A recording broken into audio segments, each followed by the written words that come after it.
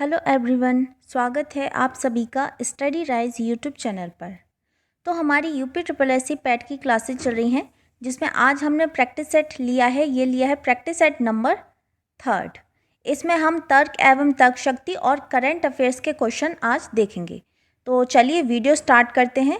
और जिसने अभी तक चैनल सब्सक्राइब नहीं किया है तो चैनल को ज़रूर सब्सक्राइब करें और बेल आइकन को भी प्रेस कर लें, जिससे कि वीडियो की नोटिफिकेशन आपके पास सबसे पहले पहुंच जाए। तो चलिए फिर आज की वीडियो स्टार्ट करते हैं।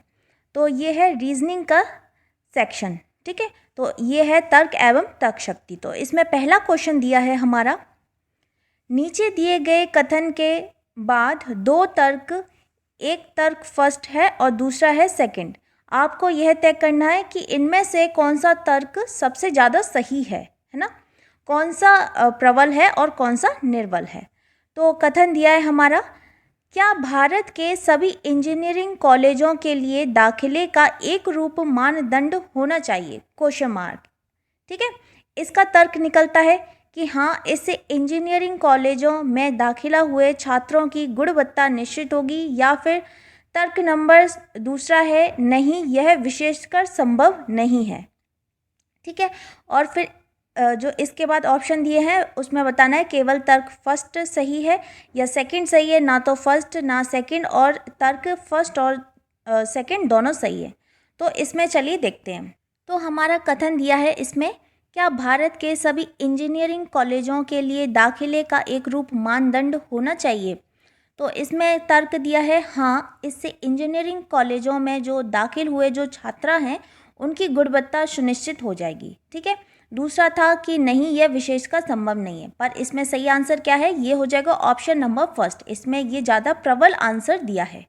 ठीक है, इसमें प्रबल विशेषता दी है कि अगर भारत के सभी इंजीनियरिंग कॉलेज के लिए अगर दाखिला एक रूप मानदंड होना चाहिए तो बिल्कुल होना चाहिए। इससे जो इंजीनियरिंग कॉलेज में दाखिल हुए छात्र हैं उनकी गुणवत्ता सुनिश्चित हो जाएगी। ठीक है, तो अगर हम इसके आंसर की बात करेंगे तो इसमें सही आंसर है केवल ऑप्शन नंबर ए, केवल तर्क फर्स्ट प्रबल है। ठीक है, तर्क जो पहला वाला है वह प्रबल है। सही आंसर हो जाएगा इसमें ऑप्शन नंबर ए। अगले प्रश्न की ओर बढ़ते हैं। यदि किसी सांकेतिक भाषा में जनरल को इतना लिखा जाता है, ये कोडिंग डिकोडिंग का सवाल है, तो उसे सांकेतिक भाषा में ट्रेनिंग को किस प्रकार लिखा जाएगा। तो पहले हम जनरल और इसकी बात कर लेते हैं।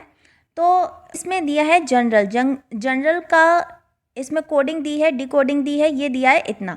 तो अगर हम जे से एम की तरफ जा रहे हैं तो कितना, +3 बढ़ रहा है। ठीक है, इसी प्रकार ओ से आर की तरफ जा रहे हैं तो +3 बढ़ रहा है। तो इसमें सीरीज कौन सी चल रही है, +3 की चल रही है। ठीक है, इसी प्रकार ट्रेनिंग में अगर हम +3 ऐड करेंगे तो इसका जो सही आंसर निकलेगा वह निकलेगा ऑप्शन नंबर बी। बहुत ईजी है, आप करके देखना, बहुत आराम से हो जाएगा। ठीक है, टी में अगर +3 करेंगे डब्ल्यू आएगा, आर में +3 करेंगे यू आएगा। ठीक है, इसी प्रकार ये सीरीज चल रही है।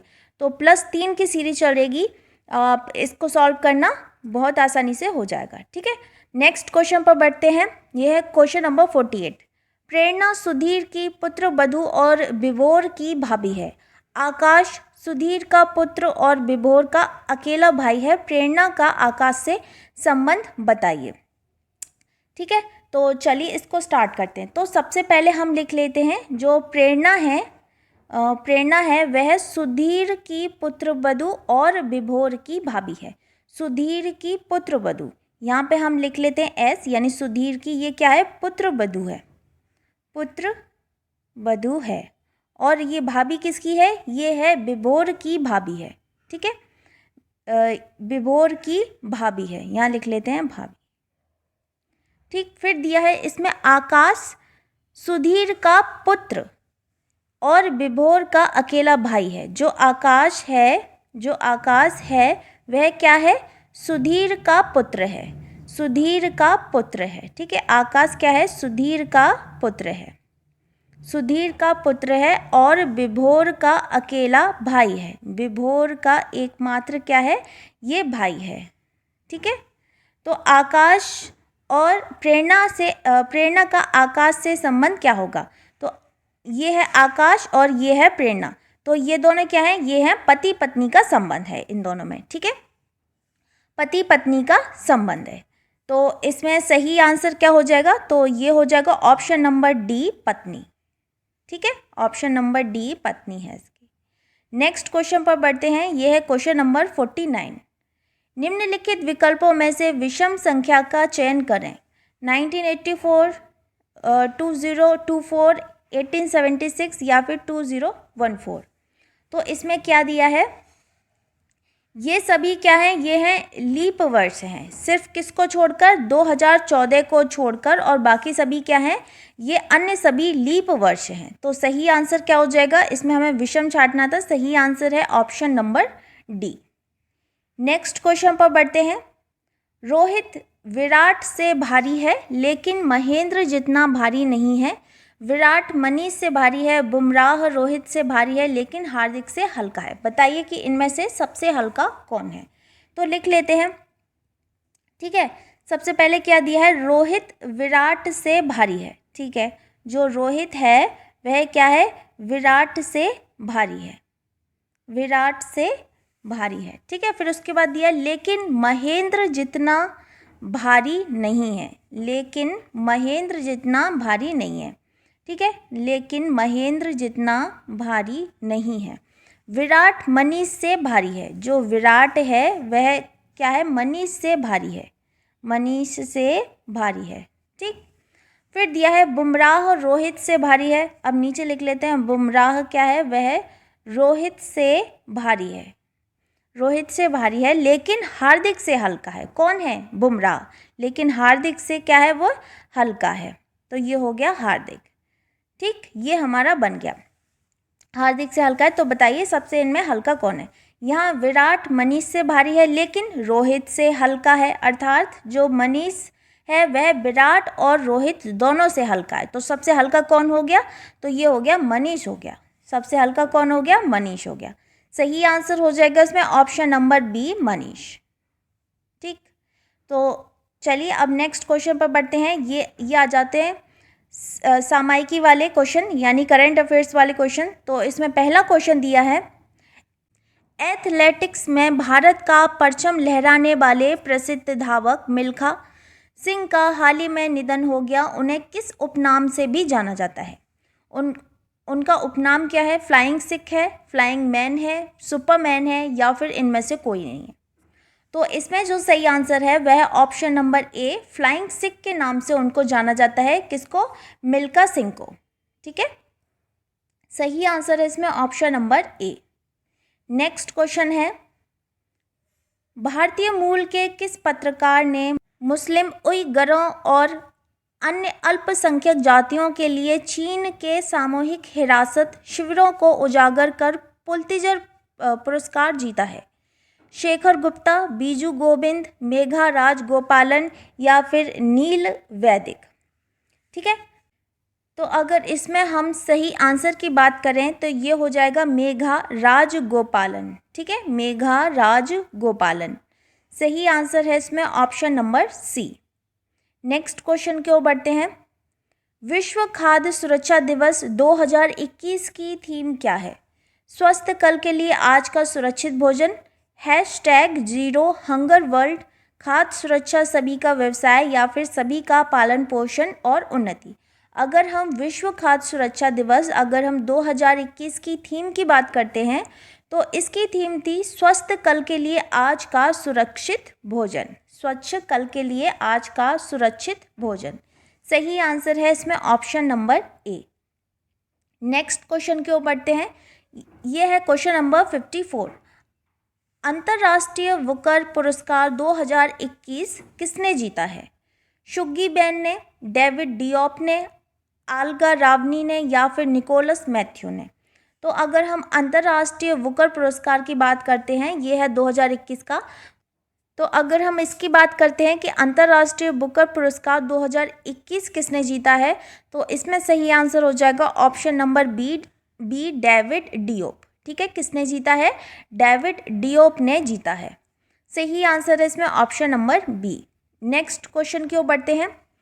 कौन सी महिला खिलाड़ी अंतर्राष्ट्रीय टेस्ट मैच की दोनों पारियों में अर्धशतक बनाने वाली पहली भारतीय एवं विश्व की चौथी बल्लेबाज बन गई हैं।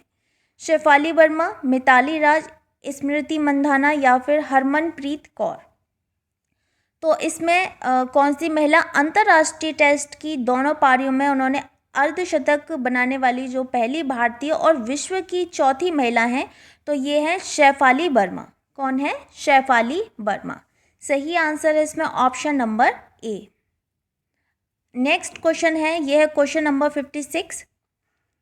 माइक्रोसॉफ्ट कंपनी ने भारतीय मूल के किस अमेरिकी नागरिक को अपना नया चेयरमैन CEO नियुक्त किया है? सत्य नडेला, सुंदर पिचाई, शिव नाडार या फिर अनंत कुमार। तो माइक्रोसॉफ्ट कंपनी ने जो भारतीय मूल की जो अमेरिकी नागरिक हैं उनको चेयरमैन नियुक्त किया है, तो ये है सत्य नडेला। कौन है? सत्य नडेला। सही आंसर हो जाएगा इसमें option number A. Next question की ओर बढ़ते हैं, यह है क्वेश्चन नंबर 57। केंद्र सरकार ने DAP और कुछ अन्य गैर यूरिया उर्वरकों की सब्सिडी के लिए कितने करोड़ रुपए की बढ़ोतरी को मंजूरी दे दी है? ऑप्शन है इसमें 12,770 करोड़, 13,775 करोड़, 14,775 करोड़ या फिर 12,775 करोड़। तो इसका सही आंसर है, यह है ऑप्शन नंबर सी, 14,775 करोड़। ठीक है, सही आंसर कौन सा हो जाएगा? Option number C. नेक्स्ट प्रश्न की ओर बढ़ते हैं। विश्व दाता सूचकांक 2021 यानी वर्ल्ड गिविंग इंडेक्स रिपोर्ट के अनुसार सर्वाधिक परोपकारी देशों में भारत का कौन सा स्थान है? ठीक है, परोपकारी देशों में भारत का कौन सा स्थान है? यह है विश्व दाता सूचकांक 2021। 10वां है, 11वां है, 13वां है या फिर 14वां है? तो अगर हम इसकी बात करते हैं सर्वाधिक परोपकारी देशों में, अगर हम भारत की बात करते हैं, भारत कौन से स्थान पर आता है? तो ये आता है 14वें स्थान पर आता है। ठीक है, सही आंसर है इसमें option number D. Next question की ओर बढ़ते हैं। रामानंद सागर द्वारा निर्मित टीवी सीरियल रामायण में जो सुमंत का किरदार निभाने वाले किस दिग्गज अभिनेता का हाल ही में निधन हुआ है? ओमपुरी, राजीव कपूर, चंद्रशेखर वैद या फिर सुमित्र चटर्जी। तो जिसका हाल ही में निधन हुआ है वह है ऑप्शन नंबर सी, चंद्रशेखर वैद। कौन है? चंद्रशेखर वैद। ठीक है, सही आंसर है इसमें option number C. Next question है और आज का लास्ट क्वेश्चन है। नीति आयोग के सतत विकास लक्ष्य SDG के लैंगिक समानता के मामले में कौन से राज्य ने भारत में प्रथम स्थान प्राप्त किया? बिहार, हरियाणा, छत्तीसगढ़ या फिर झारखंड। तो नीति आयोग के सतत विकास लक्ष्य यानी SDG के लैंगिक समानता के मामले में कौन सा राज्य है जिसमें भारत में प्रथम स्थान प्राप्त किया है? वह कौन सा राज्य है? तो ये है छत्तीसगढ़ राज्य। कौन सा है? छत्तीसगढ़ राज्य है। ठीक है, सही आंसर है इसमें ऑप्शन नंबर सी। तो ये थी आज की वीडियो। उम्मीद करती हूँ आपको पसंद आई होगी। अगर पसंद आती है तो इसको अपने दोस्तों के साथ ज़रूर शेयर करें, लाइक करें, कमेंट करें। मिलते हैं फिर बहुत जल्द नेक्स्ट वीडियो में। तब तक के लिए थैंक यू सो मच।